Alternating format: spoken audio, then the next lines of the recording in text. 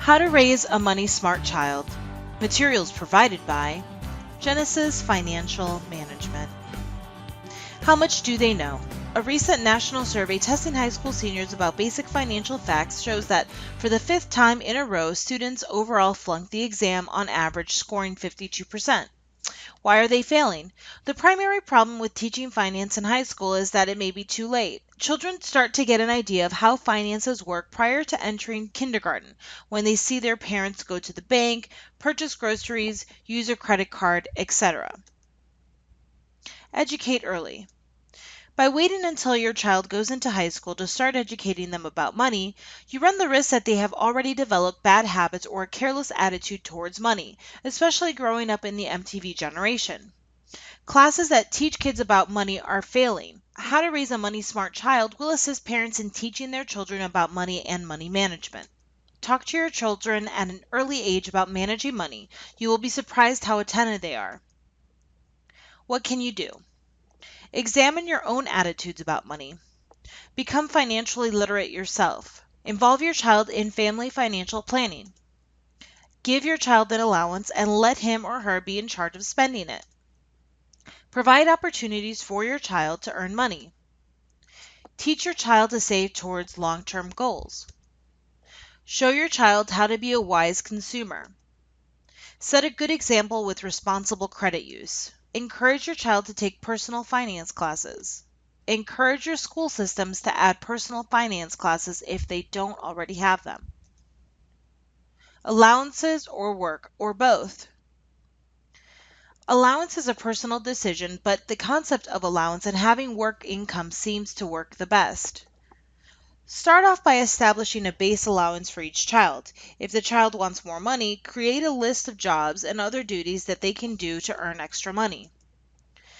Be specific and make sure the child knows what is expected of them. Also keep track of progress towards reaching their savings goals. Parental goals when paying an allowance should be 2. Shift spending decisions to the child. Eliminate or dramatically reduce the need for the child to have to ask for money. Provide a method under proper supervision for learning about accumulating money coupled with proper sending techniques. Ages 2 to 4. Assign basic household chores. Even a 4-year-old can make his or her bed and pick up playthings. Have a list of little jobs that small hands can do to earn a dime or a quarter. Provide a piggy bank for savings and little sheets for easy record keeping. Let your child know about actions and consequences. Having possessions brings responsibilities, such as putting away a game to avoid losing pieces.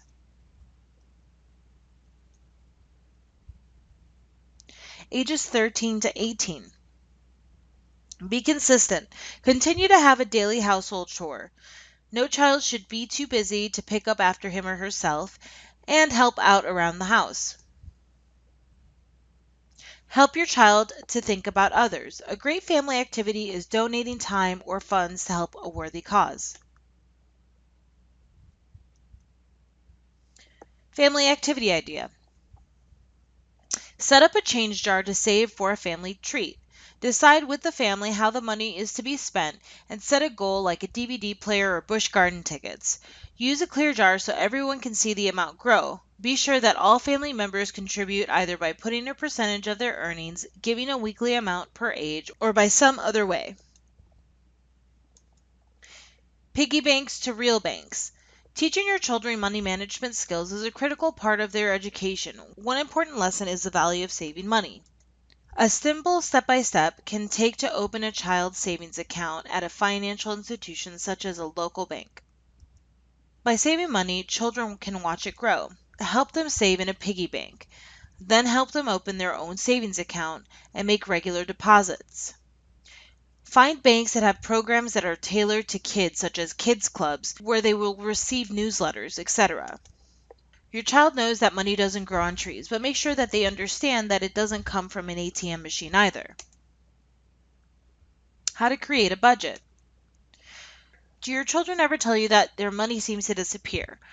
Putting a budget together will help them to figure out where their money is going. A budget is a plan for coordinating income and expenditures. The type of budget that will work depends on the savings and spending priorities set in accordance with personal needs, wants, and a lifestyle. Have your child take time to analyze his or her spending habits by creating a budget. Parents can help by asking their children some questions. Are you surprised at the amount that you're spending in some categories? Can you start cutting back on them? Are you spending money on items that you truly need, or are you frittering away your earnings on unnecessary expenses? Family activity idea. Have a family meeting about the budget. Show your children the family's budget or a sample list of everything the family must pay for each month. Talk about each item on the budget. Why is it there, and how mom and dad determine how much to spend on it. Talk about the importance of staying within the budget and what a valuable tool a budget is for spending money wisely. Encourage your children to make their own budget by using the model provided. Obtaining credit. One day your child is going to grow up to be a self-supporting adult with a variety of personal finance needs. Credit will be one of them. A person without a credit history who has never had credit may have the problem of getting that first loan or credit card. Fortunately, there are many options available. So, first option would be to open a checking and savings account at a local financial institution. Apply for a retailer's charge account. Buy the appliances or home furnishings you need using the credit plan of a local retailer. Take advantage of the credit cards that are offered to college students or recent graduates, but make sure that they don't use more than 10% of the limit that's available to them. Make sure to always monitor those credit cards. Apply for a secured credit card. Apply for an auto loan with an automobile finance company. Obtain a student loan if college bound, and ask a close friend or relative to co-sign for a loan. Once credit is granted, manage it responsibly. This is the beginning of your credit record, which will form the basis for your future credit. Parents, before you agree to be a cosigner, you need to be aware of the obligation you'll be taking on. You're agreeing to pay the loan if the borrower defaults. Creating a positive credit history. Explain what a consumer report is. Explain what they can do to create a positive credit history. Make sure that they understand what they should do if they fall behind on their payments. Make sure they know how making late payments reflects negatively on their credit history and how long it haunts them. Make them aware of who can remove accurate negative information on their credit report. Get a copy of your credit report or a sample credit report and go over it with your child. Show them how to identify the different accounts and review the payment history. Emphasize the importance of positive payment history and its effect on obtaining future credit. Ensuring your future. As a parent, you know that insurance is one of the cornerstones of financial planning. Insurance provides us with financial protection against the multitude of risks we face every day. We purchase insurance to make sure that the financial plans we have for our families and ourselves will not be derailed. Considering the essential role that insurance plays, it's important that our children have the knowledge to adequately prepare themselves for the financial decisions they will face when they leave school. Have your children make a list of all their major possessions like a bike, stereo, rollerblades, etc., and establish a value. Then have them pay a small amount each month to you to insure each item on the list. If an item on the list is lost or destroyed, cover that item under their insurance. Make it clear from the start that the consequences will be higher premiums the next time around. What ages to teach kids about money? Ages 3 to 5. They should be able to identify coins by their correct name, identify dollar bills, keep money in a safe place, how to trade coins for something when you go shopping, to know how many cents each coin is worth, to count cents with a few coins at a time. When we spend money, it's gone. And we can't buy everything, so we make choices. Ages 6 to 7. They should be able to make basic coin equivalents, to match small amounts of money with things that are affordable, to start managing a small allowance, to know where the money comes, usually work. Banks help keep our money safe until we need it. Writing a check takes money out of the bank. To identify bills and coins of larger denominations. To count larger amounts of mixed coins. To understand coin equivalents. To make simple change. To divide allowance between spending, saving, and sharing banks. Ages 7 to 8. They should know to be accurate at making change. To read price tags. To look for things on sale. To make appropriate amounts of money with things to buy. To make sure he or she receives correct change for the purchase. To estimate the total of several purchases. To identify times he or she blows money on things that don't last. To recognize TV commercials aren't real life. To save money towards a short-term goal, no longer than a month. To limit borrowing to important occasions. To realize that he or she can earn by doing extra jobs. To deposit money in a savings account.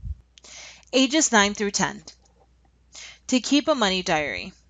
To make a simple spending plan for the week. To allocate money for expenses into 2 separate envelopes or banks.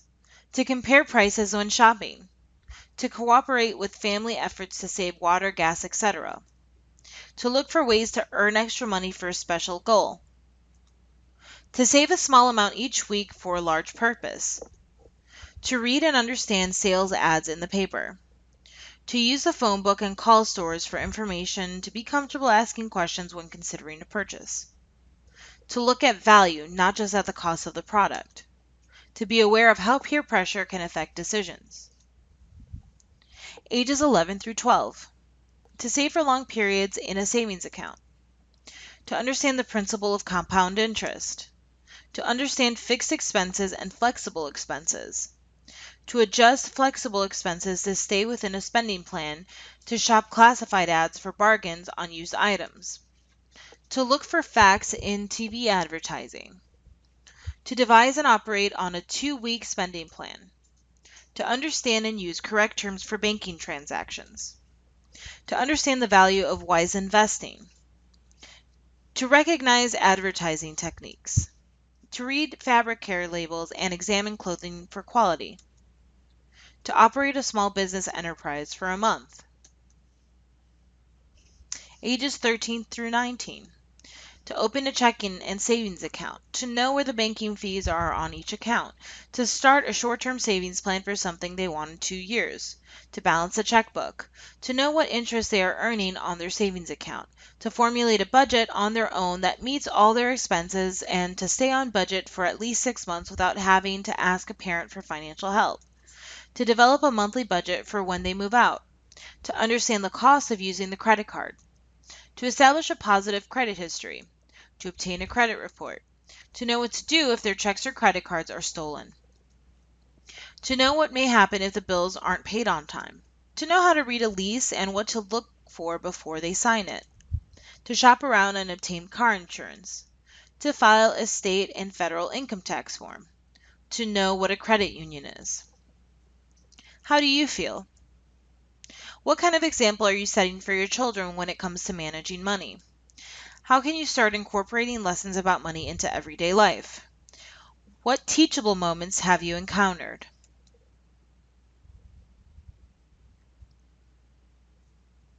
Summary. When it comes to money and money management, how have you been teaching your child up to this point?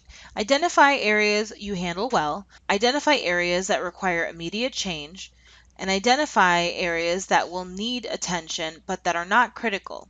One of the best gifts you can give your child is the gift of education and knowledge.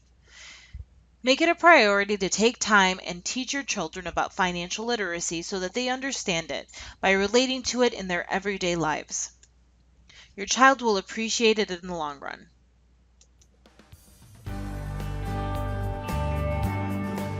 Questions, comments, experiences?